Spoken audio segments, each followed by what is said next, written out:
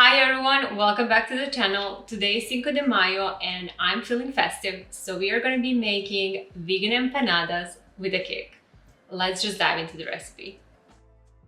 Let's first make the dough.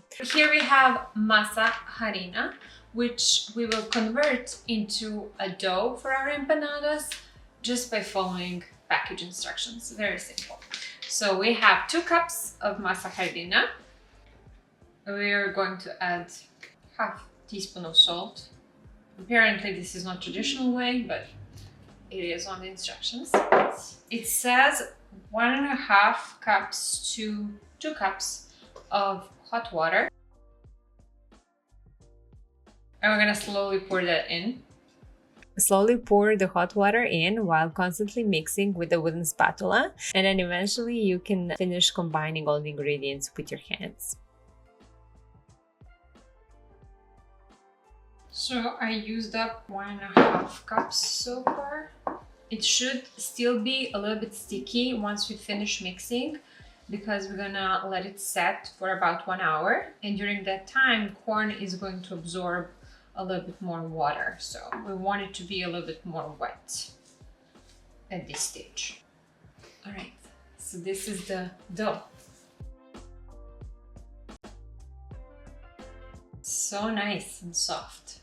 Now we will cover the dough with a plastic wrap and let it rest for about half an hour. During that time, let's prepare our delicious filling. Have a good night. You rest well.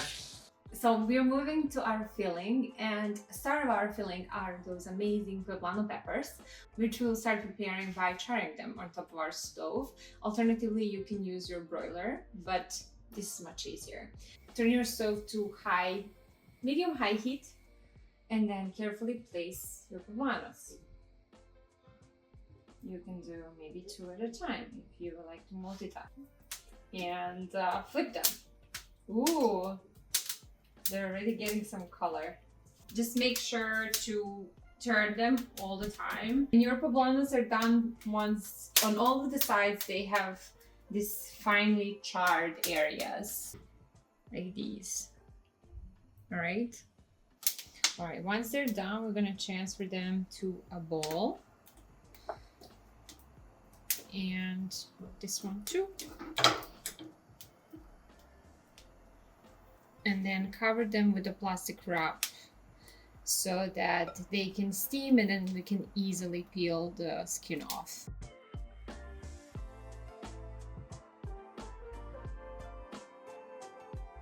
While our poblanos are steaming and corn masa is resting, we'll prepare the rest of the vegetables. So we have 1 small onion, white onion here, and a garlic clove. First, let's peel our onion and either thinly slice it or chop it. I also like to keep one bowl whenever I am peeling, chopping, cleaning vegetables on a countertop. So all garbage goes there. It keeps everything nice and organized.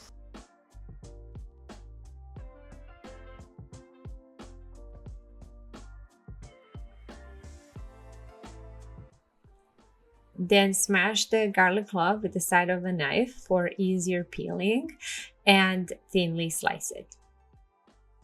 All right, let's peel our poblanos, hopefully because they were steaming for 20-ish minutes. It should be pretty easy. These poblanos were relatively easy to peel, but I do have 2 notes. The longer you cook them and the softer they are, the easier they're gonna peel. But even if a little bit of the peel stays intact, do not worry about it. The filling is still going to be delicious.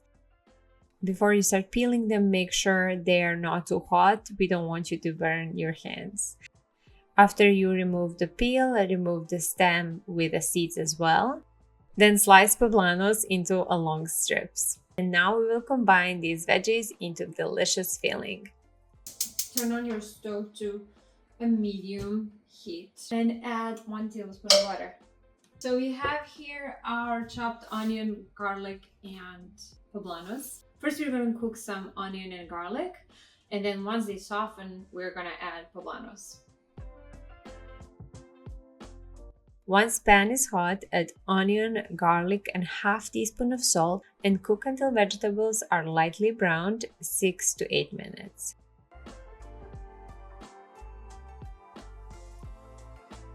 While our onion and garlic are simmering, let me tell you about the rest of the sauce. So we're going to be using plant-based alternative for our sour cream, and this is the brand that I recommend.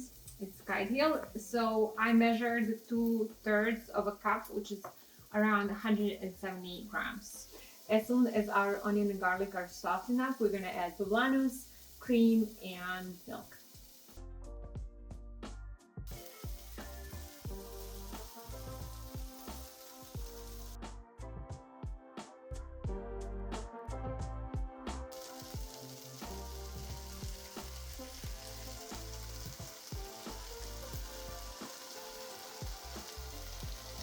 Mix and cook for about 8 more minutes, just for everything to come together and sauce to get a little bit thick, which is going to take about 10 minutes.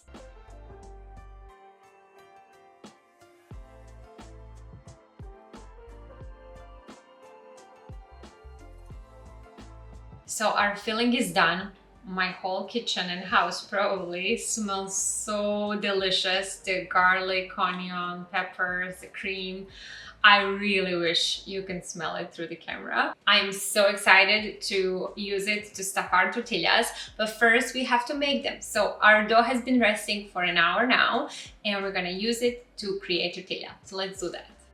Take small pieces of the dough. Each should weigh around 50 to 55 grams in order for you to end up with 10 tortillas. Press each piece into a bowl. Place it here. And then until we're ready to press it with our tools into tortilla, we're gonna cover it with a damp towel so we make sure it doesn't dry out. Okay?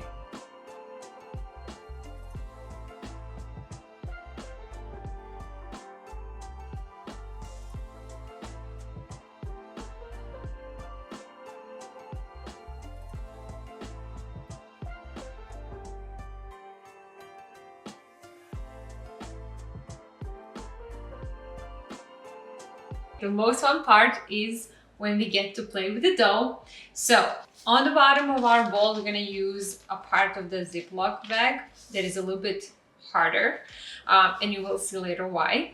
And then we're gonna use our bowl, place it in the middle, use whatever other very thin piece of bag you have. And then ideally, we would like to press this in tortilla press, but I don't have it, and if you don't have it, we're gonna rely on the second best thing, which is book. All right, let's do that. Working with one ball at a time, press it into a 6.5-inch round, and then remove the top sheet of a plastic. Arrange about 3 tablespoons of filling in a line down the center of the tortilla, leaving about a 1/2 inch of the space between the edge of the masa and the filling. Then, using the bottom piece of the plastic to help you out, fold the plastic in half so that the two sides of tortillas close over the filling. And then pinch the plastic where the edges of the masa come together to seal the empanada.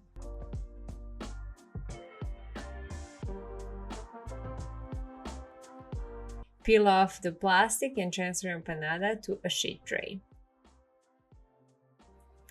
And then repeat this with the remaining tortillas and the filling.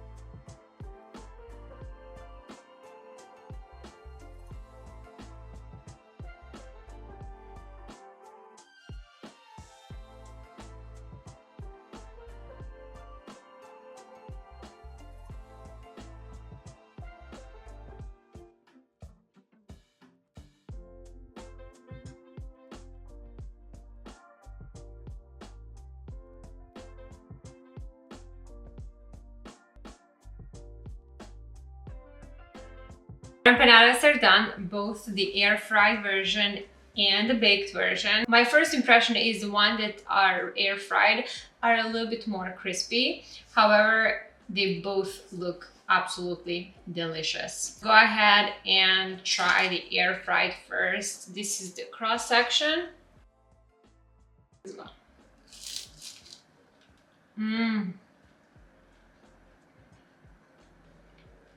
This is excellent.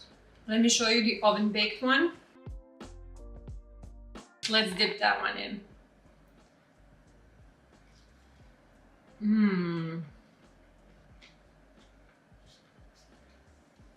Juicy stuff. Since I like crunchy things, I think I'm gonna have to go with the air fried version, but they're both delicious. So whatever you prefer, if you like a little bit more soft, go with your oven. If you like crunchy like I do, use your air fryer. Plus the air fryer takes half of the time comparing to the oven, so that's another vote for our air fryer version. I hope you give this recipe a try, and if you love Mexican cuisine, make sure to check out our vegan enchiladas in a red sauce. They are absolutely delicious, and I will see you there.